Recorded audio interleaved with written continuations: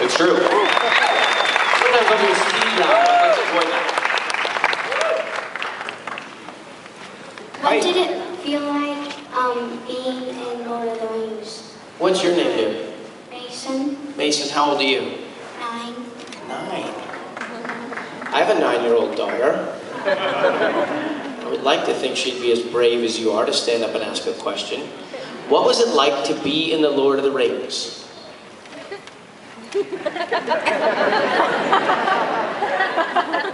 Hard. I had to wear sticky, gluey feet every day. We'd go into work at 4 in the morning and stand on a box while they put cold, wet, sticky glue on our feet and jabbed us with pointy sticks. Feet had cuts and scrapes and bruises every day. And at the end of the day, they'd pour alcohol on it to try and get the glue up. Exactly. It was torture. It's an outrage. I had to carry Sam's backpack. And they made me be fat because dumb old Tolkien wrote he's a stupid fat hobbit. Oh, if Tolkien would have said, in the garden so much, he's actually got quite a nice physique. And of all the hobbits, his was most human-like. Much better 2 years in New Zealand. Let's see, so there was that. Of course, you did get to fight orcs. I liked fighting orcs because I got to pop them on the head with my pots and pans. The stunt guys wanted to make sure I didn't do it too hard. Got to kiss Rosie Cotton. Got to fly in helicopters. Got to make friends with other hobbits. And a dwarf. And an elf and a couple of humans. Did I get them all? And a wizard. Don't turn me into anything unnatural. Yeah, it was pretty great. It was the most important and challenging work of my professional life. So I'm very blessed that I got to portray Samwise in this version of the Lord of the Rings trilogy. Thank you for your question. Thank you.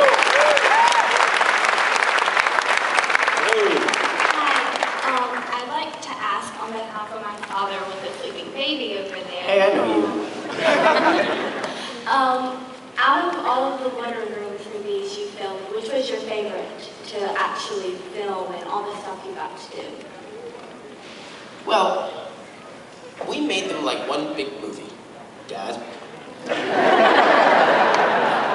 And we'd be filming on any given day scenes from the end of The Return of the King or the beginning of The Fellowship. It just depended on what the sets were and which actors were available to be doing certain scenes because they weren't required to be on the other side of town doing other scenes. And so really it's hard. In fact, when we were filming, I couldn't tell sometimes where the one film stopped and the next one started. You know, I remember they carried this culvert, this set of a culvert, kind of a cement-looking drain, you know, that would have been coming out from the city. And they could fit it on a truck. And they used it as what they call a cover set, which means if for some reason it's raining or something isn't ready or whatever, they can always go to the culvert set to shoot that bit. And they lugged that stupid thing around for months. And then finally one day, they pull it out and we film it. And they find it on the edge they place it on the edge of a little thing so that you can see way off into the distance. Everywhere in New Zealand was a great place to look and shoot. There wasn't a bad angle to photograph, except in the parking lots where we did the Midgewater marshes and some other things.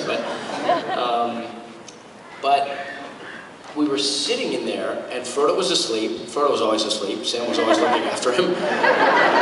More cooking, more taters, whatever.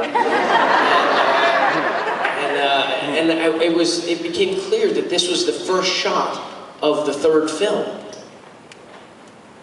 And I remember thinking, what was the last shot of the second film? So, you know, I can't help but, there's scenes that are Samwise scenes that mean so much to me, you know, and there's scenes that are other scenes in movies that aren't my character scenes that I love. When Haldir turns to Legolas in Helm's Deep sequence right before the battle and says, "We've come to honor the alliance between elves and men," that makes me cry every time I see it. Sam, the scene in the Osgiliath ruins at the end of the second film was not in the original movie. The scene was written in response to the 9/11 attacks, and they wanted to find language that spoke directly to the issues, and it's arguably one of the best, you know, monologues of the whole trilogy. I think I understand, Frodo. It's like in the great stories, the ones that really meant something. Folk in those stories had lots of chances of turning back, only they didn't. They kept going because they were holding on to something. I'm paraphrasing. And what are we holding on to, Sam? That there's some good left in this world, Mr. Frodo, and it's worth fighting for. I mean, that's just, you know, I remember sitting in LA, and that came through on fax machine. Children, ask your parents what that is. It came through on the rolling fax paper, and I looked at it, and it was another one of those ones where I looked at my wife, and I just thought, I was in my bathrobe, and I just thought, I get to deliver one of the great all-time speeches in cinematic history. Yes! Thank you. Hello, my name's Maria, and I want to say the 51st dates. I love you for making me laugh every day. How was it with Adam Sandler, Drew Barrymore? Am I wearing your hat right now? Yeah, you are, Sarah. That's why I'm just going to give you a different hat. So I don't know if you guys can tell, but this is a United States Coast Guard hat. I wanted to thank you. It's a gift to me in the line. What's your name? My name's Maria. Maria, I yeah. want to thank you for reaching out to us veterans. The whole Comic-Con has actually been 5 stars of veterans here. They've received us very well. Well, on behalf of everybody in the room and everybody at the con, thank you for your service. Thank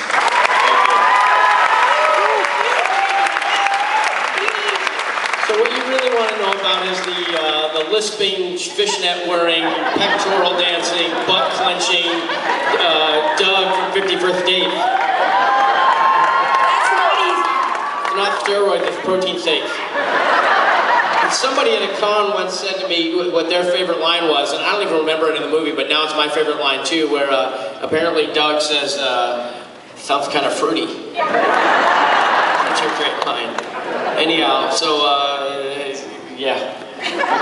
Spandex you very much. Thanks, man. God bless and thank you. Can I say what this is? I woke up this morning at like 5 in the morning and I went over to, is it Dick's College? What's it called? What's it called? Whatever. Anyway, it's a college, mile and a half that way. It's one of the colleges, not the big one. And I ran in a 10K called the, I don't know what it's called, the Stubborn Warrior Reboot Camp thing. It was awesome.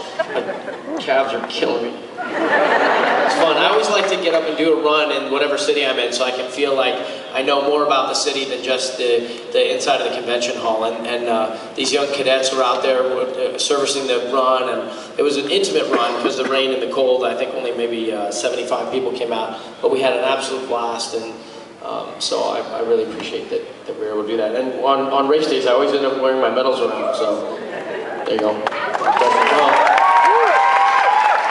And you've done 9 marathons. You're about to do 10, going to Boston, April 20th. And this is part of Run Third and also MR8s. Can you talk about that a little bit? Thank you for asking that. So I was invited by the Boston Marathon race director to participate in the Boston Marathon this year. And he said, listen, we just love you to, pick one of the 30 approved charities to be a part of so that, because it's a qualifier. It's 3:38 or something. That's what you'd have to do, 3 hours and 38 minutes for a male in my age, which now is older. But I run like a 4:15, 4:30, so I'd have to take off an hour or more. So, but in the back of the pack, they let some of the foundations run and their teams to race to raise money for charities, and I ended up choosing, it's Dave McGillivray, the race director. It's the charity he ran for the year after the bombing, and it's this little boy named Martin Richard, who was 8 years old. He was one of the 4 people killed. He was the youngest one of the 4 people killed that day, and his mom and dad, and his father and mother and brother and sister, they were all right next to each other where the second bomb went off, and the bomb blew out the dad's eardrum. Mom lost vision in one eye. The little girl, Jane, lost a leg, and the brother was okay. The older brother, but the young son was killed. So mom and dad, not wanting terror and hatred and death to be the legacy of their son, they created a foundation called MR8, Martin Richard 8. He was 8 years old, and apparently 8 was his favorite number. And in the 1 year, there was a picture of the little boy from his school. After the Sandy Hook shootings, he wrote a thing that said, "No more hurting people, peace." And during the time right after the attack, you know, CNN and the others would show some of the carnage on the one side of the screen, and then this little boy and his message for peace on the other. And he engendered great sympathy and compassion.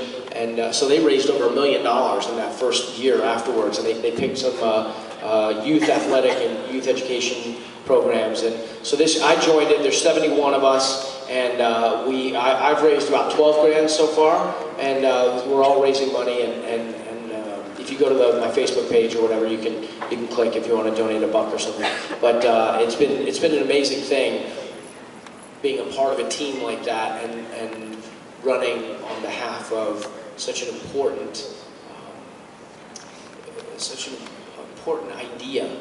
You know, the family, it's a real family. The dad was just testifying during the trial the other day, and his recounting of the details are just. I have 3 daughters. I just can't imagine. But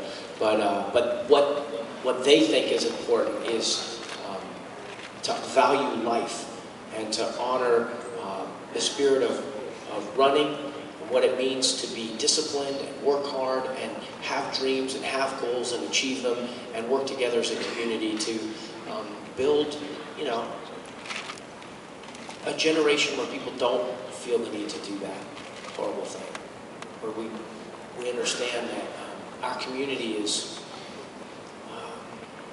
worthy of love and support and prosperity, spiritual prosperity and longevity. So anyhow, it's been a really cool thing to be a part of that. Yeah. And just real quickly, I want to point out, I said this earlier today from the stage, and I think it's worth mentioning again, that the Comic-Con, the gathering of fans, the gathering of something we're all dedicated to, this pursuit, this passion, this positive thing. And that means that we really can make a difference. And you can, like, you know, if you're able to contribute and make your voice heard, like really add to that positivity. So you guys are important too. And thank you for running and for raising the money. Okay, let's take a question from, I think it's the doctor. So, hi, I'm Ashley. I was just wondering, is there any character in existence where you look at them and you go, I have to play that? Say that again a little louder? Is there any character that you've ever seen where you think, I have to play that character, I have to be that person? Well, I think the biggest one like that was, well, Rudy. Rudy was sent to me, the screenplay was sent, and when I read it, there was almost no doubt in my mind that that God sent that part down for me to play. That it was an absolute perfect union of who I am really in my life and what my life experience is and what the heart of that movie was supposed to be. So there was some discussion about whether Chris O'Donnell, my friend, would play that part. And he's wonderful. I mean, he's a wonderful, wonderful actor, but there's just no question. And I feel this way when I lose a part to somebody. You know, I didn't get to play River Phoenix's part in Stand By Me, but then I saw the movie and it was like, nobody on earth could play that part. That was River Phoenix's part. And the same way with Rudy, like that part was fated to play that part. So, but like I said, Two Flowers, one of the times when I ever thought, it was a not dared to be wished for dream to play that part. Thank you. Thank you. What was your favorite part of after the Goonies? Like after it was all filmed? Related to the Goonies or in life afterwards? Related. Related to it.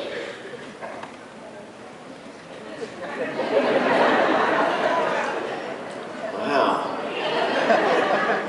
That's hard. When we finished filming, during filming, Jeff Cohen, who played Chunk, quite the jokester, turned up one day dressed as Two Flower. He was dressed as he didn't know it, but he was dressed as Two Flower. And he had his Hawaiian shirt on and the camera around his neck and a big hat on and the flip-flops. And he kept going up to Richard Donner, the director, and saying, "Dick, I'm coming to Hawaii with you," because Dick Donner, it was a lot to direct 7 kids who all talked at the same time, and it was like herding cats or something, and he would always say, "I can't wait to get away from you guys darn kids and get back to my beach house in Maui," and blah, blah, blah. And so Jeff showed up and said, "Hey, I'm coming to see you in Maui," and Dick just thought that was hilarious. And then somebody got to Steven, and Steven said, "Okay, top secret mission, we're going to send all of the Goonies and their parents to Maui. And somebody's going to get Dick out of the house, and then we're just going to come in and trash the place. And when he comes home, like the Fratellis coming out of the water on the beach, and it was pretty great. That was pretty great."